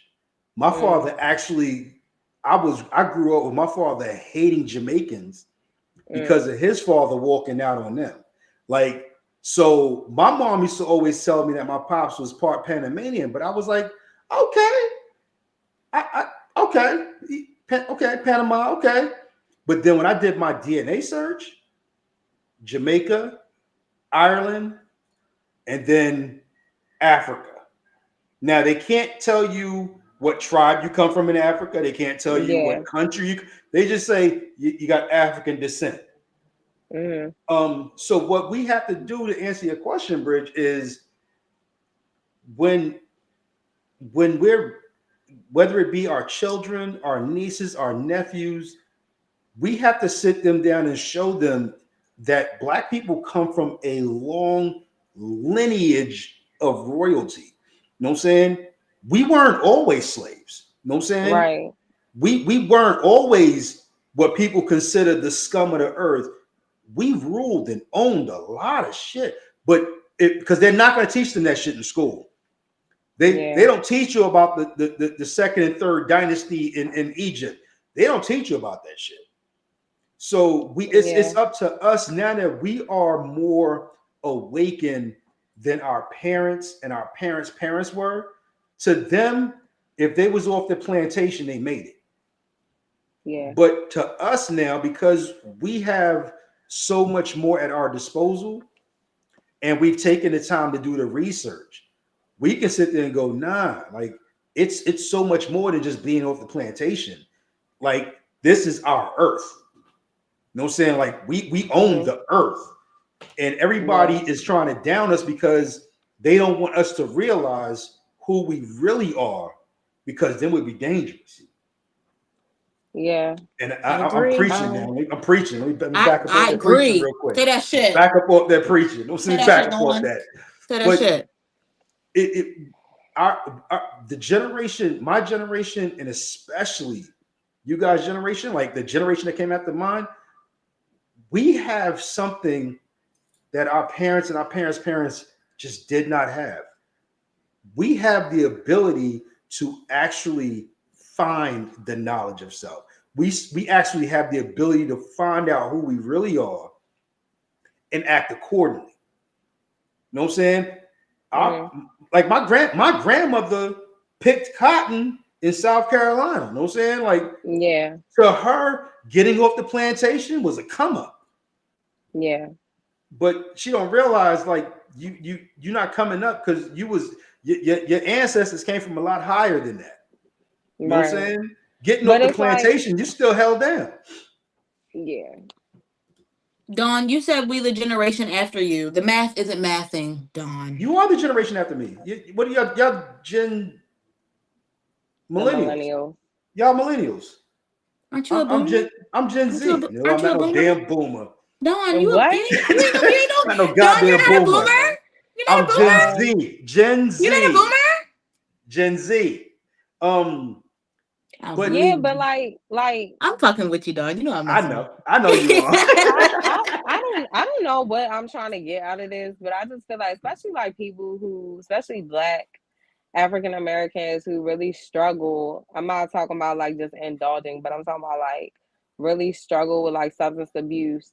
You know, it's kind of like you're a product of your environment. Like, oh, I'm around crackheads, so all I know is being a crackhead. Like, you know what I'm saying? Not trying to, not trying to say that, but I'm just, you get what I'm saying? So it's like, if that's all they know, sometimes that's all they become. But I feel like, I don't know. I feel like, what do you feel like stops that? Like, you know what I'm saying? I don't know. So, you ever seen a dog that's been beaten over and over again, Mm-hmm. and then eventually that dog is just a beaten dog? Like, if you walk towards that dog, all that dog knows how to be is beaten. Mm-hmm. There's people who choose to stay beaten. Then you have those of us who say, you know what? I don't have to be beaten anymore. You know what I'm saying? Like, I've been beaten, or my people have been beaten, but I have the ability to stand up, walk with my head held high. And that's what our generations are doing. You know, You know what I'm because saying? they have the word for that now, right? What's that? It's called Black fatigue. Okay, It's called I know what Black you're talking fatigue, about. and Yeah. it's based like I feel like it stops because I feel like people are just so tired from just living life. Mm-hmm. They don't have, and when I say living life, I mean like, because at the end of the day, racism is still out there, as we all know, and Mm-hmm. it's a I'm still very, with very y'all. large. Yeah. It's a very, very large part of probably one of the largest parts of being Black. Mm-hmm. So I feel like people, honestly, I feel like people get tired. Like they don't have the energy to do the research that's needed. You know, Yeah.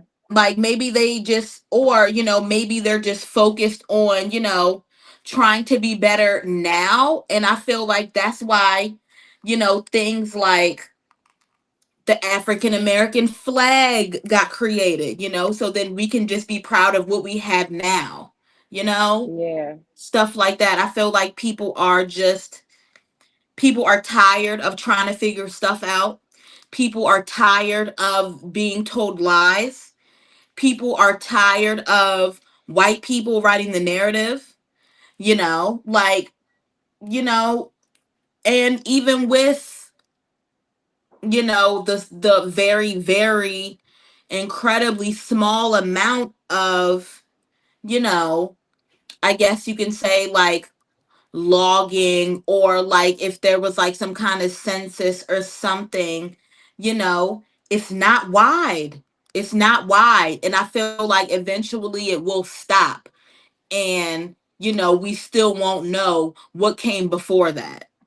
And even if Mm-hmm. we do know, and even if we do get told, how do we know it's true? Because who's telling that story? Yeah. Don't hurt So, yourself, Bridge, Dawn. You good? Whoa. try to step around a chair. Look. I was trying to run back. So, you want to know where it starts, Bridge? You started it just now by asking the question. Mm-hmm. Because as long That as we don't sparks ask the it. questions, it'll never get answered. So you just Mm-hmm. started it. And as long as we do that and we ask the where do we go next situation, Mm-hmm. um, then that's when we start to make. Damn, I can't be running up and down You really stairs. was running. You really was running, Dawn.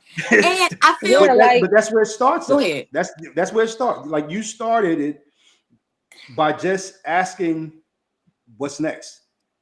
And I yeah, feel like that's why it's so important to, and honestly that's really why I really want to figure out, like I plan on doing the ancestry thing. I'm gonna do it around Christmas because they be having a real big sale around the holidays. So I want to do it. I want to do it really, really bad. And honestly, I feel like that's why they're trying to, take African Americans, take African American history and stuff out of schools, and Hmm. Hmm. taking away all the inclusivity and stuff like that, because they're trying to stop people from asking where we came from. They're trying to yeah, stop people from asking, you know, they're trying to stop people from asking about our history, because if it's not there, who gonna know about it? yeah, So I heard something when I was younger. Um, if you don't know your past, especially your past mistakes, you're more likely to do the same mistake all over again. Absolutely. Um, they have stripped so much of our past away from us that we really don't know where we came from. Like I said, they call us based on a continent. Okay, look at it this way: you got Irish Americans. Where they come from? Ireland, right? Ireland. You got British Americans. They come from Britain. Mm-hmm. They just say we came from Africa. Figure that shit out on your own. Exactly. You know Like yeah, what I'm they're saying? not. You're not a Whole continent. European. You're not a European American. Right. yeah, You know. You're not just. It's not just blanketed over the entire continent. yeah, So we have to really, and we have the ability to teach the next generation coming up that they're more than what they see in front of their face. Mm-hmm. Because that's what we had. More than what's told to them by what you hear in school. All we saw was, like you said, we saw the crackhead on the corner, we saw the drug dealer. Okay, we got the crackhead, so we don't be crackhead, drug dealer. They make good money. Might want to do that, but and then you saw that handful of individuals that was doing something with themselves. hmm, But we're still so much more than all of that. You know what I'm saying? But yeah, if we don't ask the woke questions, then we'll all stay sleeping. yeah. Mm-hmm. They want us to stay asleep. Um, so like what do y'all feel like black African Americans can do to take pride?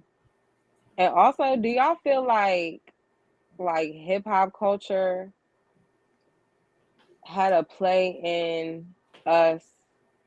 I don't want to say not being prideful, but I definitely feel like we talked about the generation and generation thing, and I definitely feel like my grandmother's generation. Yeah, I really blame y'all. What are y'all, Gen Z, Gen X? What are y'all, Gen Z, Gen Z? Yeah, I blame Gen y'all. Z.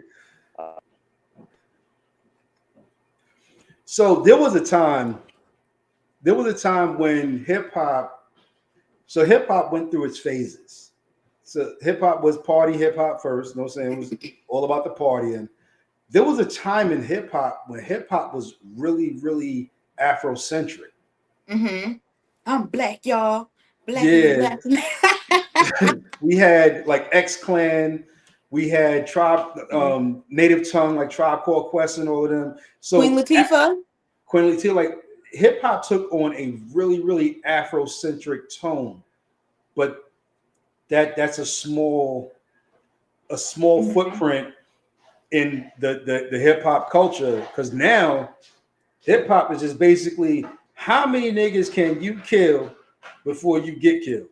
Like that's the hip hop culture now. Mm-hmm. And honestly, I feel like a lot of it deals with black fatigue. I really, really do. Because I feel like, pertaining to the whole hip hop thing, Dawn, I feel like black people were on that wave and then they got tired of being on that wave. Why? Because they weren't being included because nobody wanted to hear black people talk about black pride. So instead of talking about black pride, they changed the stuff that other people was interested in. Drugs, big booties, women, stuff that And that people were actually catching on to, stuff that people wanted to, stuff that everybody was interested in, not just black people.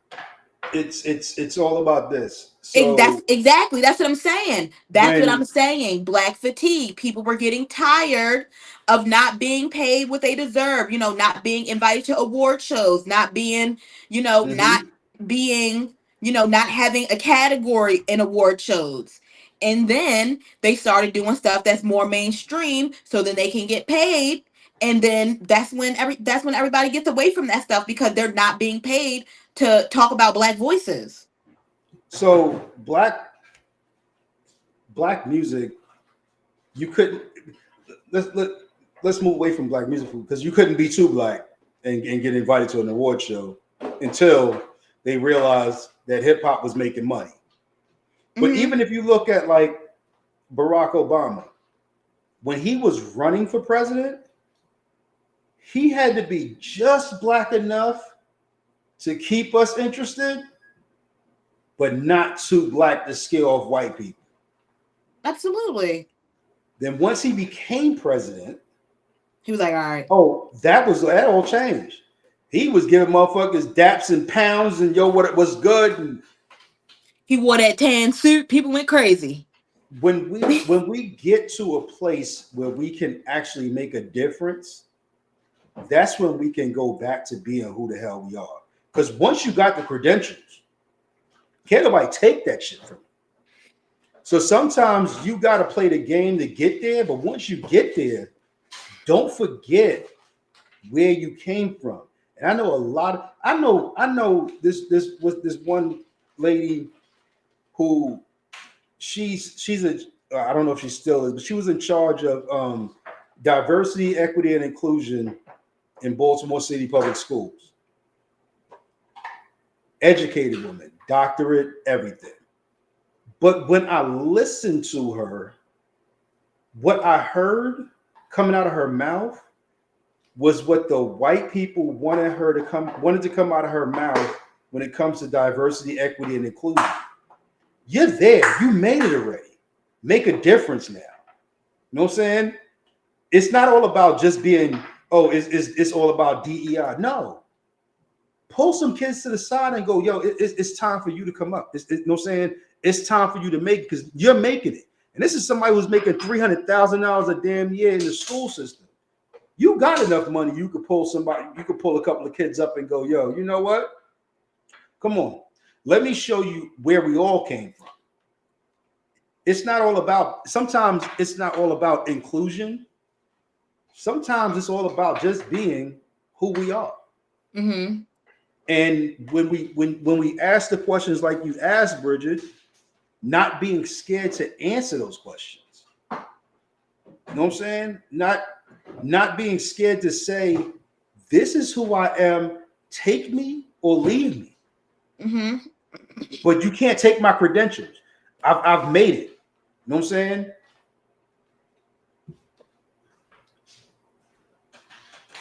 We can't hear you, Bridget. Oh, can't hear you, Bridge. No, not at all. No, you went out.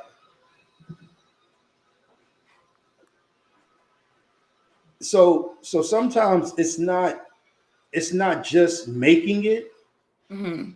We gotta make it and sometimes reach back and bring some people up. Damon Wayans said something on Shannon Sharp Mm-hmm. when he appeared on Shannon Sharp, and he said the more money I made, the less black it got.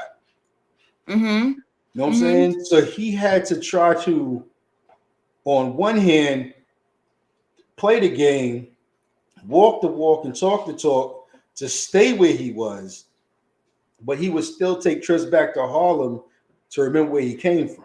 Mm-hmm. You know what I'm saying? So we have to do more than just we have to do more than just um we got Sorry. you.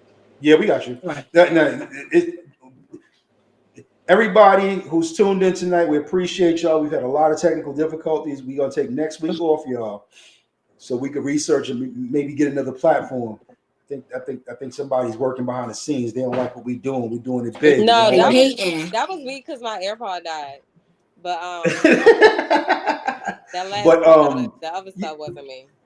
like you asked, and I've said this a couple of times. You know, what I'm saying like you'll come through with some questions that are so thought provoking, and we're sitting there going, "Wait a minute, I gotta think." God damn it, I didn't come on this show today to think, but it's asking those thought provoking questions. Like you know, what I'm Yeah. saying like the one thing that I think all three of us have in common, and I'm sure when Angie does her ancestry research, and she's gonna find out we all got the same thing in common. We're multicultural. Mm-hmm. Oh, absolutely. I know. I know. My grandmother's Indian. That's why she's so light skinned. But now we have to figure out, okay, so the other cultures that may be a part of us, they have their pride. You know what I'm saying? And Yeah. that's not to say we can't be proud of those other cultures as well. But the No. biggest part of us is African American. Right. Now, how do we And find that pride? right, because it's like even with me doing my ancestry, it's like even still knowing like all the different, all the different blacks that I have in me, all the different whites that I got in me, I can't sit here and be like, I have it's mostly like Nigerian is the most percentage. I can't sit here and be like, oh, I'm proud. I'm not gonna say I'm not proud, like you know what I'm saying, but I can't feel proud of something that I don't know where I come from in that sense. But I just feel like being African American, knowing that my ancestors was slaves and what they've been through, I feel like, today I feel like we do have the ability to rewrite our history. Like we all can sit here and be like, okay, you know, it's only so much that we know from like our great grandparents and stuff and what their parents was doing. They might have been sharecroppers or slaves and stuff like that. But it's like we can at least say in our time, like we seen the first black president, you know what I'm Yeah, saying? Like yeah. we like if we ever have grandchildren or great grandchildren, that's something that's a part of our story, stuff Mm-hmm. that some of our ancestors probably would have never thought would happen.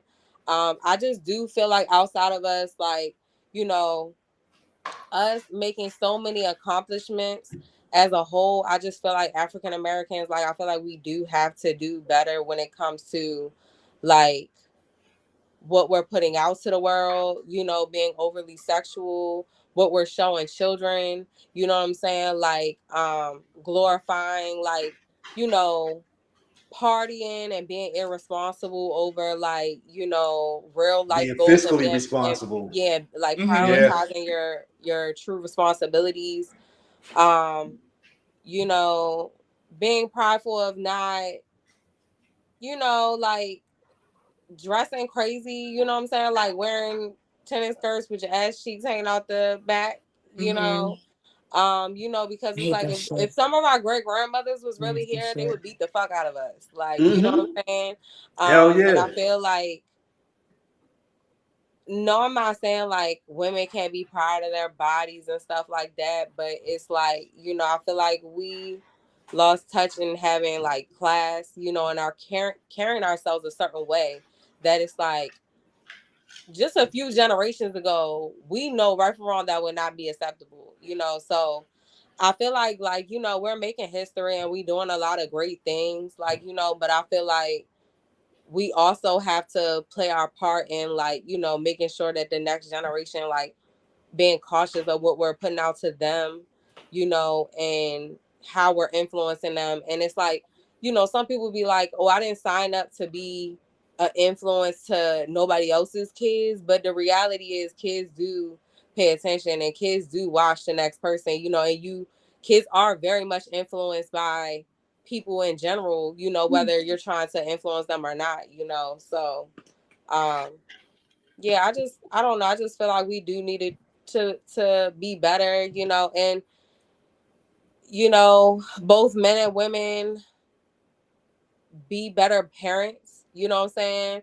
Making sure, now it's one thing if you can't control if one of the parents stepped out your children's lives, but ensuring that you can try to like get a mentor or some type of role model of the basically the opposite sex, you know. So if your kid's father done walked out their lives and you find a good male role model for your children to look up to, you know, and vice versa, you know. But yeah. And I'm gonna say this before we close out.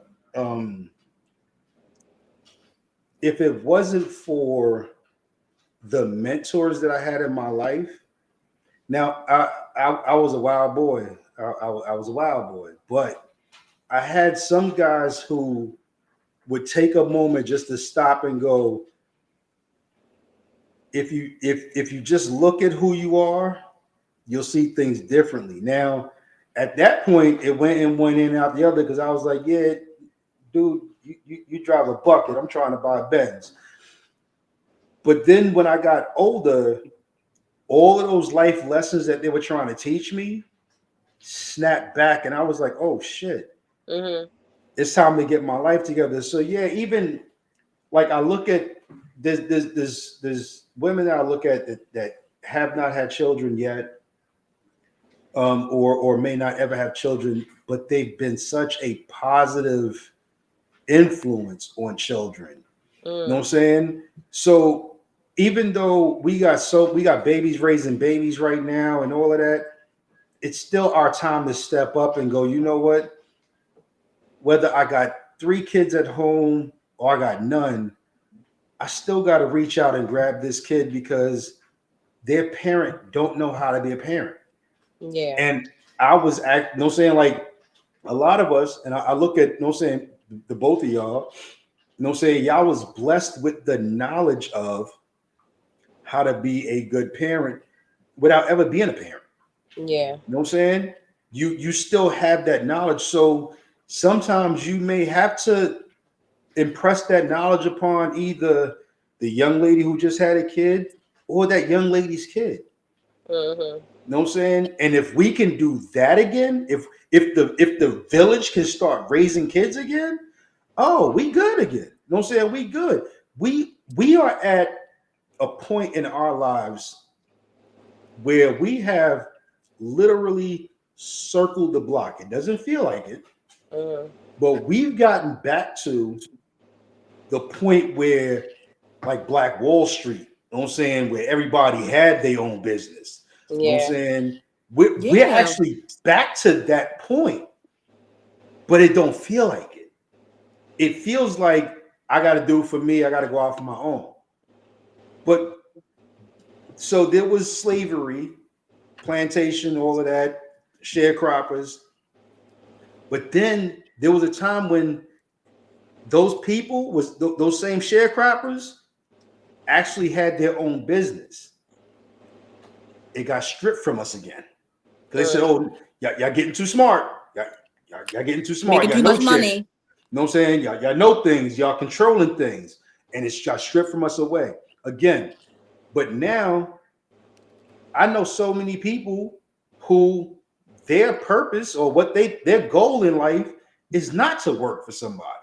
They want to have their own. Yeah.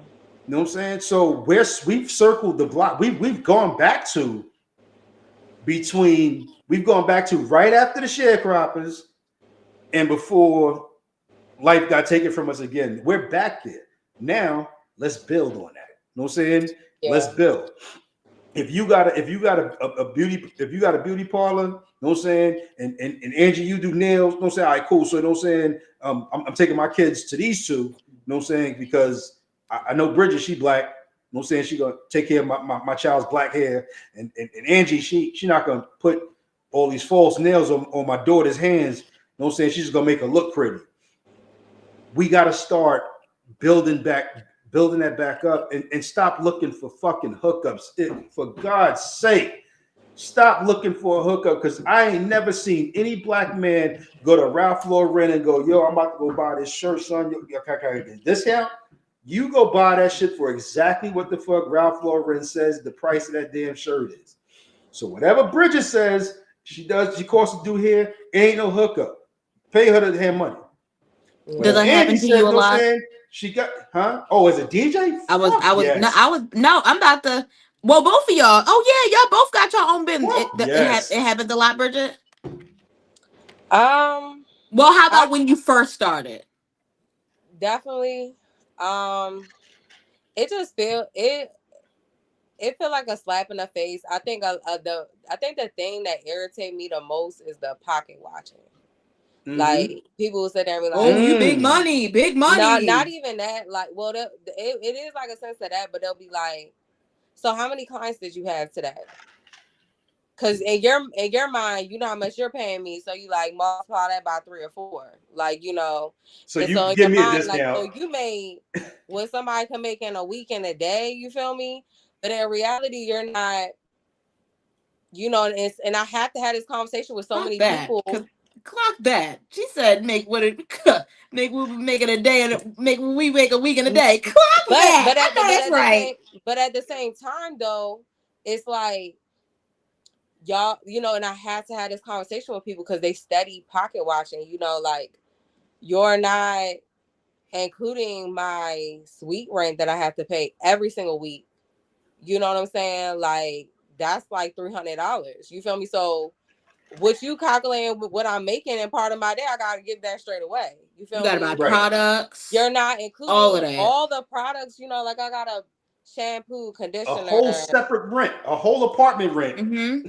Don't let something break. Even the hair wax the one that I use, which I might can't use it in maybe 3 clients, maybe sometimes 4.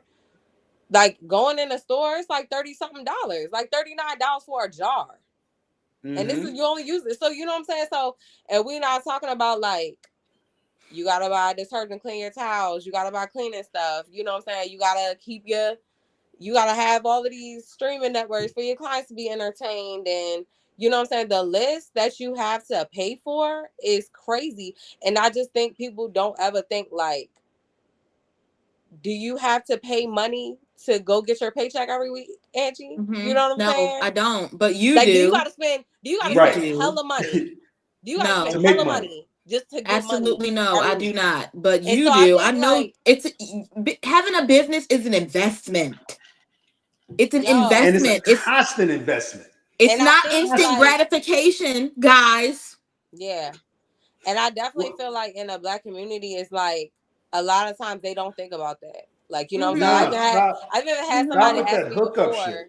Somebody came into my salon suite and he was just like, so like all of this comes with like your rent, like, you know, your salon suite rent, like your shampoo and all of this. And I'm like, no. Like, you know what I'm saying? So that's why I be like, people shouldn't pocket watch because like technically one day out the week, I'm basically working for free because I gotta get my money away. Like, you know what I'm saying? Right. Like, a whole day. A whole day's pay. Then you don't want to speak on another thing. People just randomly canceling. Like, you know, and all you getting is a fucking deposit. Like, right. That's money that's but you out of the budget depending now. on like this money to like either pay your suite rent or like to pay your bills. But it's like last week, I think I had like 3 cancellations. You know what I'm saying? Like I just had one for tomorrow. Like, you know, and it's like, no, you're not going to have one on Saturday. Yeah, but I'm saying like stuff happens. You feel me? But it's like sometimes in entrepreneurship, those is things that happen that people are not considering when people just want to sit here and be like, oh, your books is fully booked, you know, but you don't see when people don't show up. You don't see the rent that I gotta pay. You don't see the amount of products that I have to spend, you know. So I think that's the slap in the face. And then it's like, you know, it's like I don't want to talk about like tipping because like I feel like that's a whole nother conversation. Oh yeah. You know what I'm saying? Like, but I feel like some people be like, oh, you had this many clients today, I'm not gonna give you no tip. Like, you know what I'm saying? Based off of like, you know, like, oh, you've made enough in their eyes, you know. But Because I they feel don't like it's want, like a we don't crab want in us a to come barrel up. mentality, because Yeah. like a Black business will never grow. I will never be able to grow with if people have that mentality towards me, because how will I ever like eventually get like interns, like young high school girls that want to learn how to do locks and stuff, and hire Yep. them, like, you know what I'm saying, create jobs for the Black community. If we got this mentality like, oh, you made enough today, that's it, I'm not tipping you, can I get a discount? Like, you know what I'm saying, Black business will never grow with that mentality of, you know, oh, I feel like that's too much. Like, you know what I'm saying? Like, in reality, when you compare to, you know, white people, like a lot of their businesses was, you know, from generations and generations. That's why they have so much wealth. Like, you know what I'm saying? So I don't feel like Black people's businesses will get to that point if we have the mentality of like, oh, she makes too much because like she's driving this or whatever. Like, you know what I'm saying? Like, the goal is to grow your business, to Move to employ the next people. level. You know what I'm Yeah, saying? move to Like, the to next create level. more entrepreneurs. Like, that's really the goal, you know. But I don't think, like, if people aren't entrepreneurs, they don't have that mentality of like, you know, I'm trying to feed y'all, worry about like what I'm getting in my pocket, but I'm trying to feed the next generations, like, you Yeah. know, and pass this along so that our people can develop wealth, you know. But, you know, sometimes we don't, you know, it's that crab in a Like barrel mentality. I had somebody. Now I'm gonna show you two separate ends of the spectrum. DJ for this Black couple for their wedding. They tried to haggle with me on my price. Now, for me, a wedding, $100 an hour, no, not a penny less. It's a lot of frustration that goes into DJing a damn wedding. They tried to haggle me down. Oh, I spoke to such and such, and they was willing to pay 50. Cool, Then let them call pay them. 50. Call them, because guess what?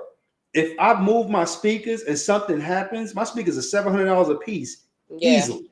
Yeah. If I blow a speaker, I have to go, whatever money you gave me, I then have to put a portion, because you didn't give me enough to buy another speaker. You know what I'm saying? I got to go buy another speaker and put whatever you gave me towards that and then some. So I just DJed for free, you know what I'm saying? And still had to come out of my pocket. Right. I DJed for these white professors, college professors. They paid me like, I think like $550 for like 4 hours. I was like, cool. Y'all can pretty much act. If y'all motherfuckers want to listen to honky tonk all motherfucking night, I'm gonna play it. At the end of the fucking party, they went around and took up a collection from everybody in the party and tipped me with that. Yeah. Know what I'm saying? So we have to get on the level of when I go to the barbershop and I get my hair cut, all I ask him is what I owe you. I don't ask him in advance what you're gonna charge me. Don, that's a question, because like men, it's a whole debate about men getting so mad that like barbers ain't charging what they were charging in the 90s, right? And I'm not saying They charge a lot listen, more, but I'm not a it's man, more right? expensive. But how much are clippers? How much are like top-notch clippers? So barbers, so I used to cut hair back in the day. I used to work in a barbershop before I left New York. Yes, barbers actually do make a lot more. I used to make like $10 a fucking cut back in the days. Barbers now making about $45 to $50 a cut. They also do more. I never learned how to, know what I'm saying, shape nobody up with the razor like that. Yeah, they know what I'm be saying? The shit wasn't crisp. Facials, Like you said, massages. clippers are much more expensive now. I used to spend like maybe $20 or $30 for a good pair of clippers. Clippers now? Right. You might even get a wash and blow dry if you need it. And you gotta have 3 different types of clippers and 2 sets of those, just in case some shit break. So now you talking about $300 worth of clippers twice. Yeah, you know I see. First of all, I go to a hair warehouse. I be seeing $500, $600, $700 clippers in there. Hell yeah! And y'all be wanting top-notch lineups and not understanding that when this stuff start working, you feel me? Gotta replace like it. People have to replace it. Like even with yeah. like hair dryers. Like my hair dryer go up pretty much once a year. Gotta buy a whole brand new hair dryer. Them things is not cheap. And ain't Lighting, cheap. like even Not a with good hair lighting, you dryer. gotta That pay shit ain't for cheap. ring lights and all types of stuff. You know. Mm-hmm. Yeah, So people like to look at, like you said, like to pocket watch and see what you make, but they don't understand. Like the more I make, the more people that come in. That's just more responsibility. That's more money I gotta put into my business to keep it going that way. Right. And your goal is not to stay for 5 years in a row doing the exact same thing. You want better. You know what I'm saying? You want a bigger suite. You know what I'm saying? So you can have a shampoo girl washing hair while you doing this next person. You want to expand your business. Nobody gets into business to say, I want to be exactly where I am for the next 50 years of my life. Those days are over. Right. Because your suite rental is going to go up eventually. Every single year. I just got an email today. And like you said, like having cable, you know what I'm saying, for entertainment while your people getting their hair done. When I had the barbershop in Virginia, I did not realize what all went into owning a barbershop. Yeah. And when I found out, I wanted to throw the fuck up. The light and the gas, so you everything is on business, so it's more expensive. You know what I'm saying? So your gas bill is higher because it's business gas. Your cable bill is higher because it's business cable. You know what I'm saying? If you gotta have a phone inside there for people to call, that's just more expensive because it's not just a residential phone line, it's a business phone line. And then people don't want to pay their booth rent. So you relied on a certain amount of money for this week, and you got half of that. I used to drive down there and have to come out my pocket to pay the rent on the place. And I'm like, yo, like I got people in, and now you gotta get people mad at you. You gotta kick them out. You ain't pay last week. You know what I'm saying? Take your shit, get the hell up out of here. Right. But we've got to get into the mentality of you give me a service, whatever you charge. If I don't like what you charge, if I don't like wearing polo because polo's too expensive, I don't buy polo. If Bridget's too expensive, yeah, you know what? You can go to the Walmart of fucking hairdressers by all means. But that's what the fuck you gonna get too. Right. You know what I'm saying? If you can't afford it, don't ask for it to get cheaper. Go to somebody cheaper. Go to somebody cheaper. You know what I'm saying? If you want to wear Walmart clothes, by all means. But you'll buy 15 sets of Walmart clothes for that one polo shirt. Yeah. You know what I'm saying? So if you want your shit done right, don't ask questions. Pay the money. And hope that her business expands. Hope that she has more room so that she don't have to sit there and go, I can only take one client an hour because, you know what I'm saying, my space is not good. You know what I'm saying? Exactly. Hopefully she gets so big. Get so mad because they like, Bridget, you literally don't got no appointments. Okay. I wish I could expand. Y'all be trying to humble me. Like, what you want me to do? I'm one person. I wish I had, you know what I'm saying, a young lady that I could say, okay, well, you know what I'm saying, I'm going to go ahead and pay you, you know what I'm saying, $10 an hour, you know what I'm saying, so you can do shampoos and get that out the way so I ain't got to worry about that part. You know what I'm saying? Yeah. Or I got a towel girl, you know what I'm saying, is doing this. You know what I'm saying? If they pay you what the fuck you deserve to be paid, then you can expand. Yep. Or maybe you might be able to get another booth in there and have another person in there. You know what I'm saying, that you train. Yep. But you got to make the money in order to do that. We're gonna wrap up with this. Bridget, the thought-provoking questions, yo. You killed us today. You killed us today, yo. So everybody that stay tuning in with us, sometimes we get long-winded. That's what we do. We plan for an hour, but sometimes the conversation just gets too damn good. And it gets crazy. Y'all was in the comments. Y'all was hitting us too. So blame yourselves, damn it. No, but next week we're gonna take the week off. Like I said, we may need to research another damn platform. They've been fucking with us. But we're gonna take the next week off. But we'll be back the week after. We're gonna have more love. We're gonna have more sex. We gotta have more societal issues. I was ready to say, you gonna finish that, Don? Whoa. No, it's just love and sex. Just love and sex. But until then, yo, thanks everybody for tuning in. If you didn't catch it earlier, I popped it up on screens, so please hit the like, subscribe, notification bell. So every time we go live, you go live with us. You are a part of our show, and we are part of entertaining you. So we will see y'all people in 2 weeks. It's all love. Be easy, Bye, folks. everyone.